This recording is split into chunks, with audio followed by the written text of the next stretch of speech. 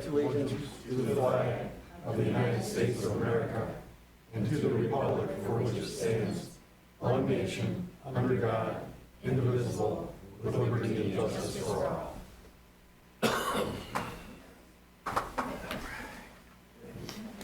Good evening, everyone. This is Monday, March 4th. If you have any questions, comments, concerns, come to that podium there and give us your name and address and tell us what's on your mind. I could have the roll call, please. Mayor Cedar. Here. Councilmember Gottler. Here. Councilmember Koufa. Here. Councilmember Laporte. Here. Councilmember Paul is absent. Councilmember Bowles. Here. Councilmember Watt is absent. Make a motion to excuse Paul and Watt. Support. Questions? All in favor, say aye. Aye. Opposed? We're going to amend the agenda here. I'm going to do it in one motion. If I'll ask for a motion from council to add to 9C the Gulf Street water main and to strike and remove number 13, the closed session. I'll need a motion to that effect. So moved. Support. Questions? All in favor, say aye. Aye. Opposed? Consent agenda A, City Council minutes of February 19th, 2024, regular meeting recommendation approved. Make that motion. Support. Any questions? All in favor, say aye. Aye. Opposed? We'll go to number 5. We have the presentation for recognition of Chaplain Gillis, years of service. Thank you, Chief. Thank you, Mayor. Dave, you want to come up here? I wanted to publicly honor Chaplain Gillis because he's resigned to pursue bigger and better things.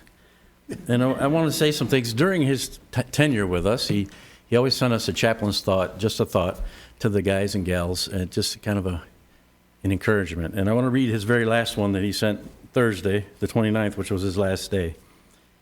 My thoughts today relate to this being the final just a thought message that I will be sending, and the last day I will serve as your chaplain. In a similar message, I wrote that we are all able to take a little of the lives of others we have met in life's many journeys. At the conclusion of those journeys, we realize how those other lives have impacted our own. The opportunity Chief Raker gave me to serve is so appreciated, and the fellowship each member of the department offered was so encouraging. I have gained a very high level of pride and deep respect for the professionalism that is displayed and the sincere compassion each officer and member of the department demonstrates. I have gained so much, and for that I thank you as I say farewell, and please know that I'm always an email or telephone call away. And God bless.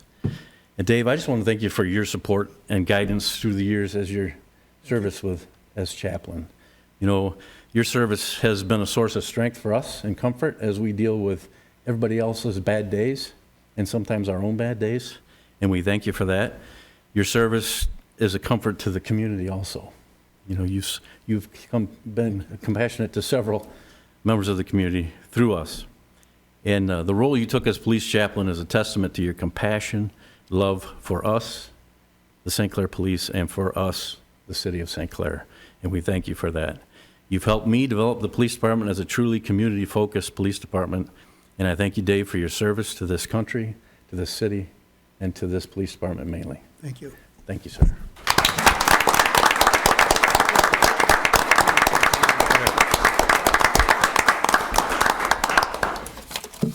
I didn't really resign. I retired. This is my third time, and I'm not going to do it anymore. I just felt when you're past 80, and I am that, it's time to say to hang up some things, and this is what I'm doing. It was sincerely a real privilege and an honor for me to accept the appointment as chaplain when Chief Raker offered it.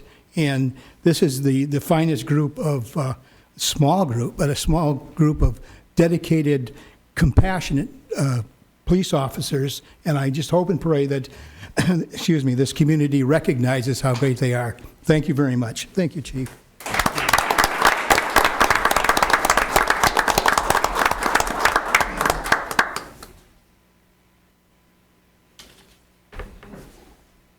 I'd just like to mention that I spent many a Memorial Day with Dave Gillis on the stage down in the park, and then the safety days when Dave would always make sure the dunk tank water was clean and warm. So I want to tell you I appreciate that, Dave. Good man. All right, we are fortunate tonight, we have Ralph Livingston and Mike McCartan from the Community Foundation to make some presentations, fellas.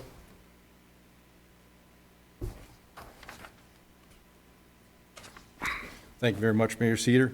It's my pleasure to be here tonight to represent the St. Clair Endowment Funds and to provide a couple of checks for some very meaningful projects here in the city of St. Clair.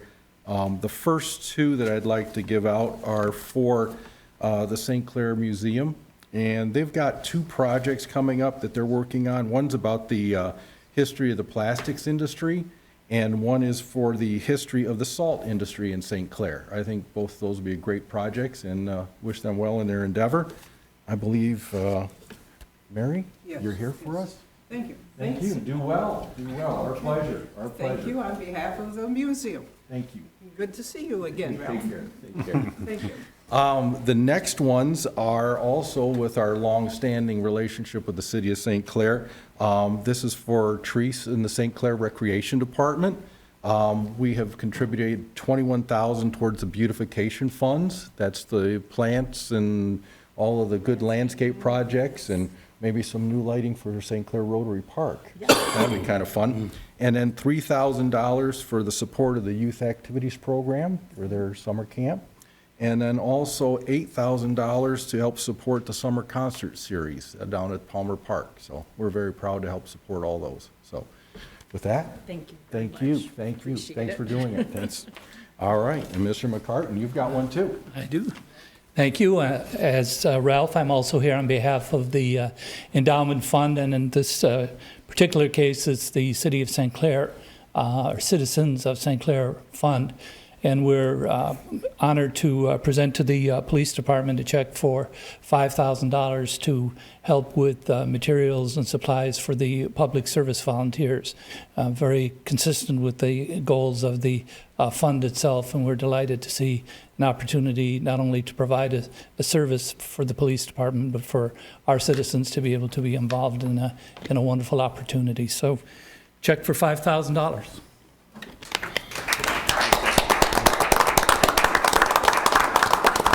Just real quick, I'm not sure if you guys, you obviously remember during the Christmas parade, we had our ragtag group of volunteers with flashlights and orange vests, and we've heard nothing but positive response from that group, so I'll be decided to take a step further, and this will help get us our feet a little wet and some uniforms, some better equipment, so we can utilize, these people during the River Fest, during the Little League Parade, other events in town, so we're really excited.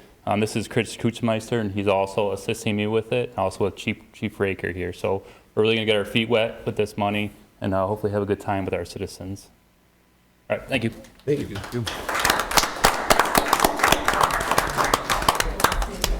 Thank you, Mike. Thank you, Ralph. Don, thank you very much, Chief. Keep up the good work. And thanks to the St. Clair Foundation.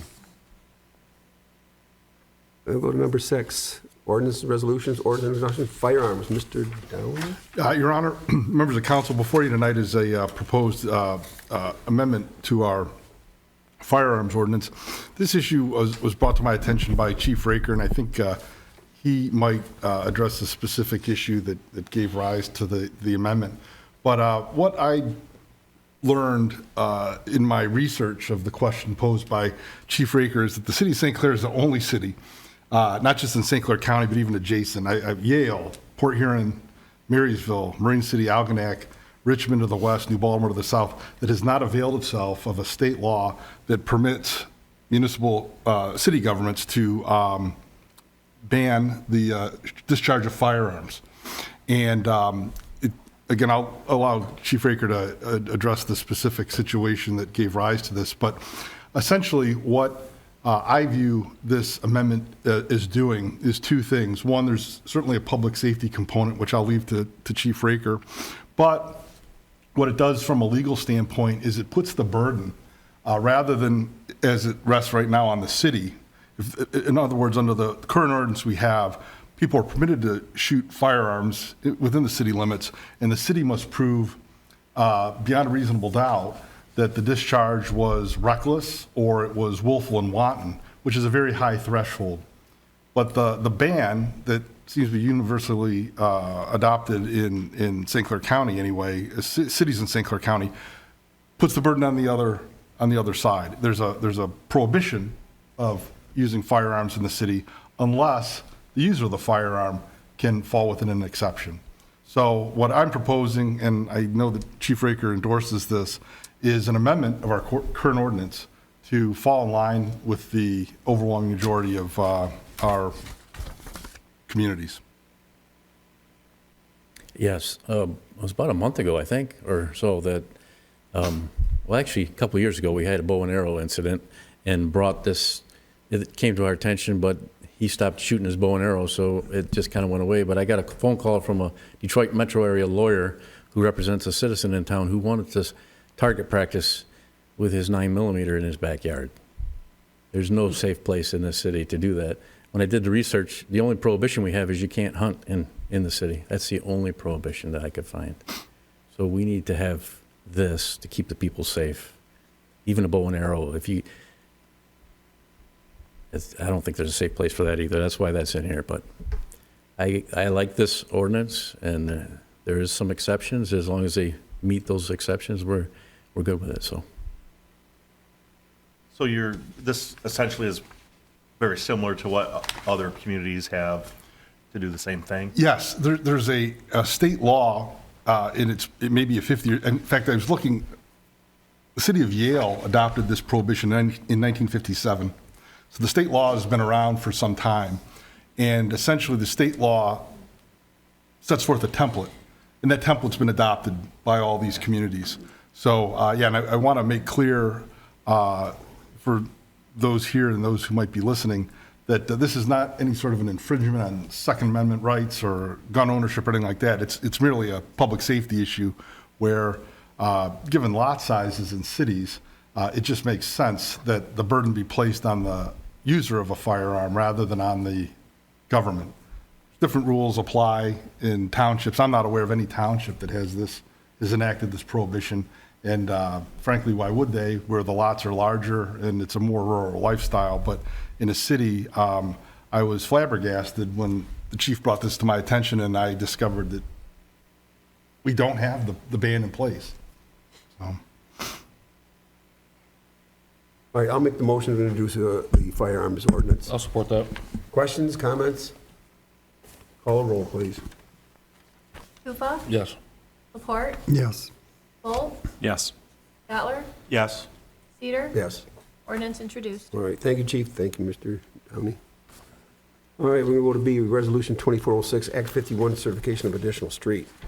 Bishop. As part of the City of St. Clair's responsibility to report to MDOT every year about our active local and major streets, there's a resolution proposed to council this evening, and it simply states that the City of St. Clair on December 31st, 2023 acquired the streets within the Woodland Estates residential subdivision and is necessary to furnish certain information to the Michigan Department of Transportation to place these streets within the City of St. Clair local street system for the purpose of obtaining funds under Public Act 51. What we'd like to do is include Riley Road and the center line of said street, and it's described within the resolution, its actual property tax description. I'll save us the time and energy to read the entire tax description. But the city is within the street is within the City of St. Clair. The street is considered public and for public street purposes, and if accepted, it would be counted towards our Public Act 51 funding. It is approximately 679 feet of road. It is due back to the state of Michigan by the end of April. The map, all the documentation has been prepared, ready for mailing. What is required, if we are able to do this, is a resolution in the affirmative to submit Riley Road as part of our Public Act 51 map. So, number 4 says that the said street is accepted in the City of St. Clair's local street system and open to the public use on December 31st, 2023. Yeah, it was considered open as part of construction. It was not. It obviously it's under construction. They weren't using it as a public road at that point. Okay, so on December 31st, 2020, we acquired all the other streets in Woodland Estates, but this street hadn't been built yet? Correct. And now it's built, now they want to, we're not going, this isn't like retroactive or something, is it? This is December 23. That's a good question. I guess in effect, it doesn't matter. We're still doing the same thing, right? Accepting the road. We are accepting the road, but the dates are important as part of the resolution. I want to make sure that that's You want accurate. to see this?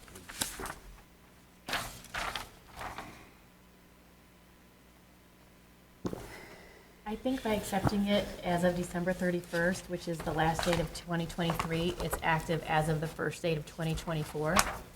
Which makes it eligible for Act 51? Correct. And I agree with that. Oh, you agree with that? Okay. All right, that was my only question, I think. Was it our intent all along to have that be city streets in that subdivision? Is that what we're doing?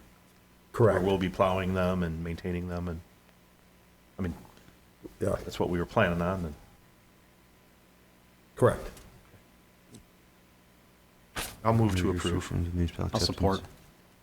All right, the motion's made and supported to approve. Questions? All right, call the roll, please. Laporte, Yes. Folds, Yes. Stotler, Yes. Pufa, Yes. Cedar. Yes. Resolution adopted. All Thank right, you. thank you. Reports of Administration, Mr. Bishop. I have two things, both related to funding. Currently, right now, we are supplying to congressional directed spending, and this is right now going to Representative Beeler, Senator Stabenow, and Senator Peters. We have a list of projects that we would like to consider for funding. On the top of the list right now is continued funding for the water tower that's being built just north of the city, and north of the city limits, I should say, and that's approximately for a request of $870,000. In addition to that, I did follow up with SEMCOG. The Cox Road Sidewalk project is still on the table. It's still being discussed. They have not made a decision yet based on our grant application. That's all I have. Anything for Mr. Bishop? Mr. Downey, what do you got? One brief item, Your Honor. There's an opioid manufacturer by the name of Endo International. They were sued about a year ago in the Federal District Court for the Southern District of New York as a part of a class action lawsuit. City of St. Clair is contained in the class that was proposed by the plaintiff. Endo International, seeking to avoid liability, filed a petition in the U.S. Bankruptcy Court for the Southern District of New York. And as a part of that filing, there's been a resolution reached where Endo is offering several $100 million to members of the class, and the city was notified several weeks back that the matter of the settlement is coming before the bankruptcy court either later this month or in April. And the city was given the opportunity to elect out or opt out of the settlement. If the city were to choose to do that, the city would have to initiate its own lawsuit to recoup any monies. But by doing nothing, the city simply remains a part of the class and can expect to get a settlement check, whether that's $50 or $50,000, I don't know. But I would anticipate that sometime after late March, early April, we will be the recipient of a check as a part of this Endo International bankruptcy resolution. Thank you. Any questions from Mr. Downey? All right, city departments. Annette, you have something over there? Yes, an update on the presidential primary election. Procedurally, everything went very well. Our first round of early voting went very well, procedurally speaking. We learned a lot through that process. It will be the same process for any other election that has a state or a federal race on it. This year, we have 2 more elections in August and November, so we'll be having early voting then. I think we had a good turnout for a presidential primary. We had about 30%, which sounds low, but that's actually pretty good for an election held in March or February. So overall, everything went well. I have a great team. I'm very lucky to have a great team of election inspectors and office staff who helps out, so I'm very grateful for them. The unofficial results, unofficial because they haven't been certified yet, can be found on the county clerk's website. And the next election is the state primary, which is August 6th. And believe it or not, we're already preparing for that one. So more to come in future reports. Thank you. Thank you. Rule D, authorities and boards, commissions. Anybody have anything? Oh, yes, sir. I just got one thing real quick. I assume you all will get an invitation, but as you're aware, Sergeant Ennis was awarded Officer of the Year by the Michigan American Legion, and they will be coming from Lansing to present that to him April 12th at 5 p.m. in this room. So I believe they're sending you invitations, but I just wanted you to know that. It's a pretty big deal. There's 588 police agencies in this state with over 18,000 police officers, and they chose Don Ennis, so it's a big deal. Very big deal. Thank you. Congratulations, Don. You'd like to give a speech at this time or later? What's that? I didn't hear. You want to give a speech now or later? Oh, yeah, definitely later. Oh, definitely later. All right. Okay. Anybody else? Unfinished business, none. New business. A, approved traffic control order, Orchard Street. Chief? Our PD show tonight. The mayor asked me several months ago, and Bob Beath asked me recently if we could make Orchard two-way, and I checked into the history. It was one way because of St. Mary's School, which has not been in operation for many, many years. So I just recommend that we change the signage to make it a two-way road. We'll keep an eye on it to see if traffic is enough to where we need to make it no parking on the south side, but we'll keep an eye on that for a couple months and make that decision. So this is Orchard between 6th and 9th. Right. Do we need a motion? Yes, sir. So moved. I'll support that. Questions? All in favor, say aye. Aye. Opposed? Thank you, Chief. Oh, stay right there. Yep. Chief, when will that happen? As soon as Bob can take the signs, because we don't need to paint any stripes, so you just got to take signs down and put up stop sign. Okay. Special event, Safety Town Block Party. Yeah, our annual Safety Town with the Rec Department will be June 22nd, Saturday, at 10 a.m. to 2. Same place, 9th and Vine. And since we're the city, we have all our paperwork in order, and we're ready to go. So moved. Support. Motion's made, supported. Questions? All in favor, say aye. Aye. Opposed? Thank you, Chief. They sold the dunk tank, too, I think, so you're... That's good news. You mean the dirty cold water tank is what you mean. C, Gulf Street Water Main. Mr. Bishop. We recently took bids for Gulf Street Water Main replacement. Bids were received on February 14th, 2024. What we were looking to do is the project involves replacement of the existing water main along the east side of Gulf Street from Palmer Avenue to St. Clair Highway with a new 8-inch water main. And it's to be located underneath the sidewalk. In addition, the water main along the north side of Laura Street from Gulf to South Riverside will also be replaced with the 8-inch water main. Bids, over 6 bids were collected. The low bid was by Ialia Construction Company. The total bid amount, including the 10% contingency, is $822,948.72. I have a list here of all the other bidders if anybody would like to review those. And with that, I would like to make note that we have planned on utilizing the American Rescue Plan dollars as it qualifies under the Drinking Water State Revolving Fund Act, that we can pay for the majority of this through the roughly $556,000 that we have in ARPA monies. So there is a gap of $266,000. And this would be coming from the water fund in order to pay for this extension. Gulf Street, we've had problems in recent years. There's been multiple leaks. It is one of those areas where we do need to address Gulf Street and its water main issue. And so at this time, we're making a recommendation to award the bid to Ialia Construction Company for said amount. Have we had any experience with this company? We have not had experience with it. They do specialize in underground utility installation and has performed several successful projects throughout Southeast Michigan, including water main and sanitary sewer replacement projects. AEW, our contracted civil engineer group, has had experience with that Ialia, and they do recommend their performance, and they would recommend that we accept this bid as well. So this is an open cut. I'm just getting this tonight, so I'm just reading that. Is that correct? We are not going with the drilling? Correct. What is good about the open cut scenario is this. We still have an obligation to examine the water lines for galvanized and lead pipe. That section of Gulf Street is marked for inspection. And so if found, and I expect to find something, we're sure, that is the opportunity to replace those while we have open cuts. So we'll take up the entire sidewalk length on the, and then new sidewalk. It will need to be replaced. Yeah.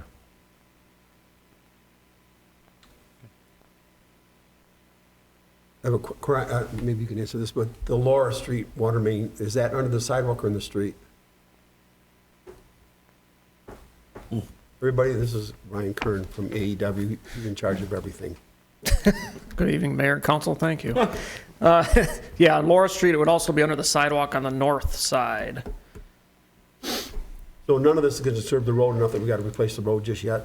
Right, yeah, the only areas where the road would be disturbed would be basically at the two ends at St. Clair Highway and at Palmer, and then crossing Laura Street on the east side of Goff Street. There'll be a few patches that would have to be removed and replaced, but other than that, we would not have to go into the roadway of Goff or Laura.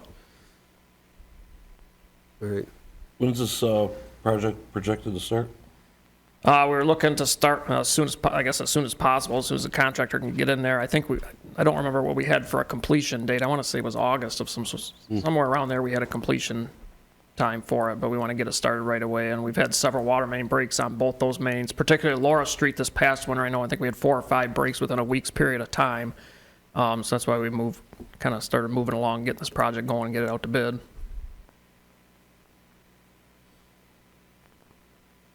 Who's going to be the inspector on it? It'd be somebody from our office. I don't know who yet, but it'd be somebody from our office. So it won't be another Clinton Avenue? It will not be, no. I've already informed the city that the inspector that's been on the Clinton Avenue project will not be inspecting any more projects in the city. Thank you.